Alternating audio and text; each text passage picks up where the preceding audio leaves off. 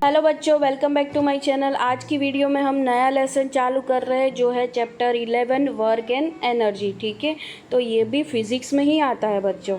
तो I hope आप लोगों ने चैप्टर 10 की सारी वीडियोस देखी होगी। ना देखी हो तो प्लीज़ देख लेना, मैं लिंक डिस्क्रिप्शन बॉक्स में डाल दूँगी। ठीक है, तो स्टार्ट करते हैं आज का वीडियो, जिसका नाम है ये चैप्टर का नाम है वर्क एंड एनर्जी। म्हणजे काय, जो हम पूरा दिन बोलते रहते हैं। ठीक है, I have lot of work and I don't have energy. ठीक है, तो उसके रिलेटेड ही ये चैप्टर है, तो आपको पूरा देखना पड़ेगा, मज़ा आएगा।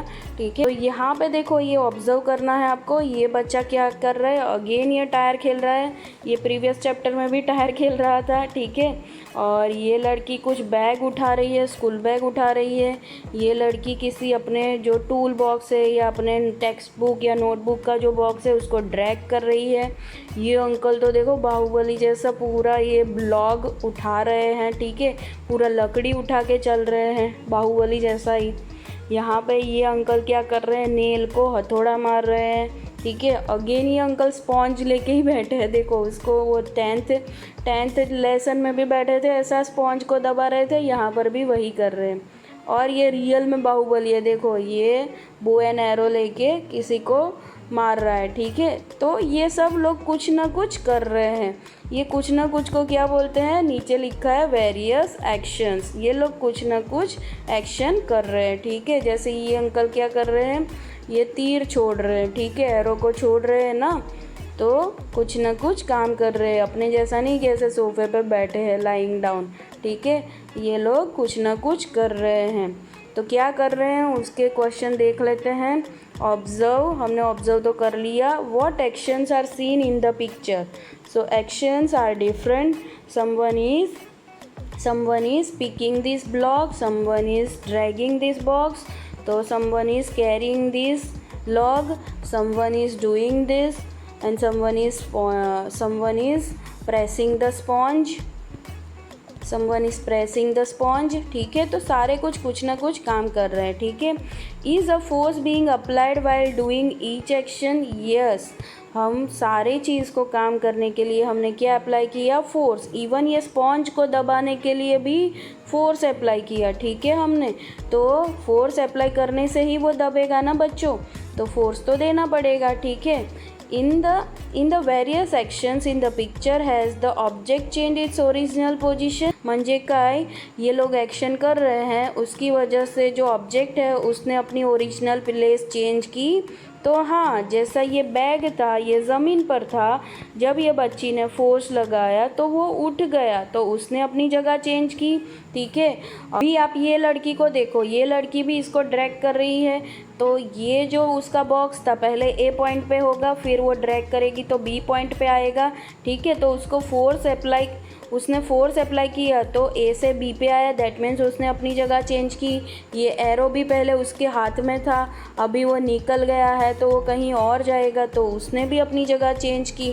ठीक है बच्चों, तो ये जबकि यहाँ पे देखो, इसने अपनी पोजीशन चेंज नहीं की है, इसने भी अपनी पोजीशन चेंज नहीं की है। यहाँ पर भी कील के ऊपर हैमर किया तो यहाँ पे उसकी पोजीशन चेंज नहीं हुई है, फोर्स अप्लाई किया। तो यहाँ भी फोर्स अप्लाई किया तो उसकी पोजीशन चेंज नहीं हुई है।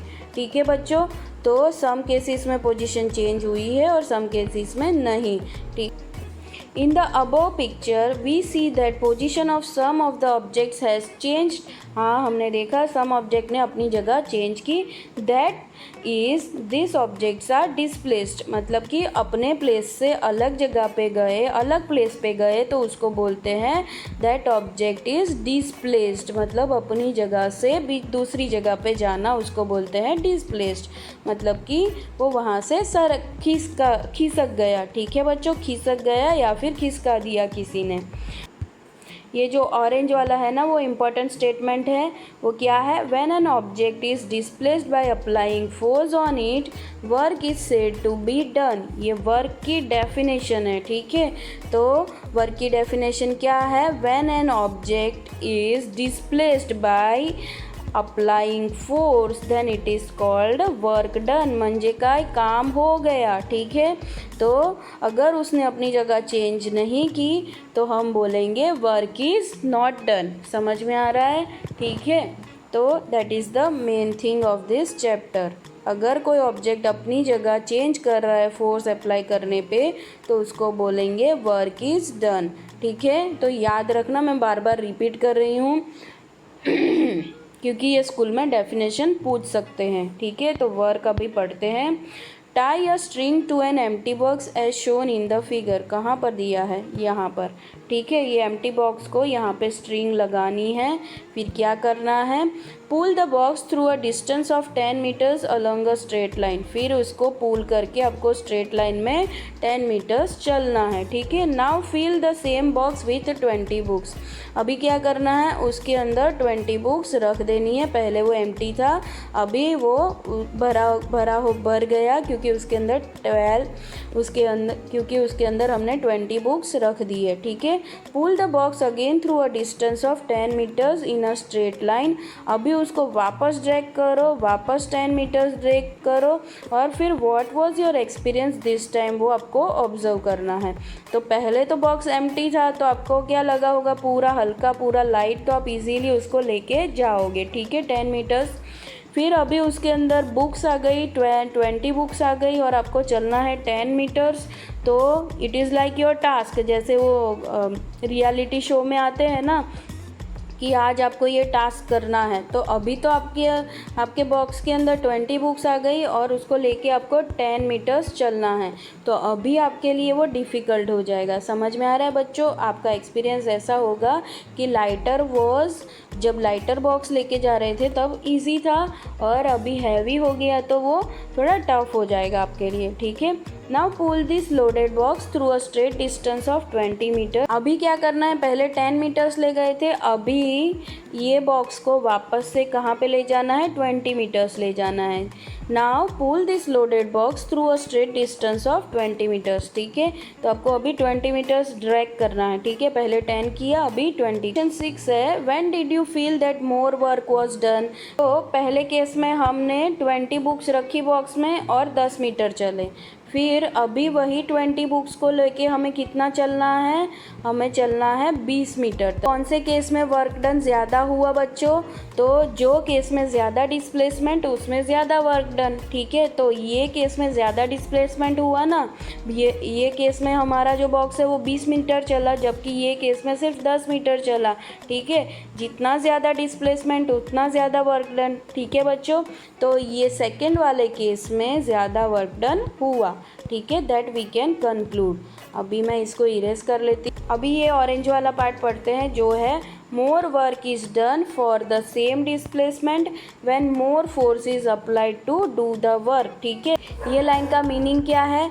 जब हम किसी चीज़ को जब काम करते हैं तो उसमें अगर बहुत ज़्यादा फोर्स देते हैं तो हम बोलेंगे कि उसमें हमारा वर्क डन भी ज़्यादा हुआ। ये स्टेटमेंट का मीनिंग ये है।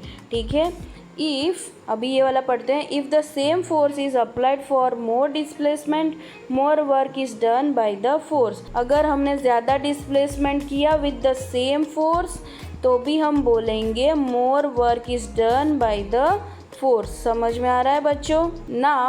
Now this girl is asking to use your brain power. First question क्या है? In the above activity which are the different forces acting on the box. तो वो जो ड्रैग कर रही थी वो लड़की, उसके ऊपर कितने फोर्सेस अप्लाई हो रहे थे? एक तो वो मस्क्यूलर फोर्स अप्लाई कर रही थी। ठीक है, हमने चैप्टर 10 में पढ़ा था ना, क्योंकि वो अपने हाथ से उसको ड्रैग कर रही है। ठीक है, तो उसका मसल्स का पावर लग रहा है और उसको वो जो बॉक्स था वो सरफेस पे है तो उसके ऊपर फ्रिक्शनल फोर्स भी लगेगा। ठीक है, तो ये दो फोर्सेस उसके ऊपर लगेंगे। Is a displacement possible without a force? No. ठीक है, अगर आप किसी चीज़ को फोर्स नहीं करोगे तो डिस्प्लेसमेंट नहीं होगा। ठीक है, if a force is applied with both the hands on a wall will there be a displacement. अगर ये कोई वॉल है, यहाँ पे अपने हाथ से आप फोर्स अप्लाई करोगे तो डिस्प्लेसमेंट होगा। डिस्प्लेसमेंट म्हणजे काय? Change of place. तो वॉल चल के कहीं और चली जाएगी? नहीं होगा। समझ में आ गया? तो आप अगर वॉल पे अपना फोर्स अप्लाई कर रहे हो तो डिस्प्लेसमेंट नहीं होगा, तो डिस्प्लेसमेंट नहीं होगा तो वर्क डन कैसे बोला जाएगा? ठीक है बच्चों, तो नहीं होगा यहाँ पे।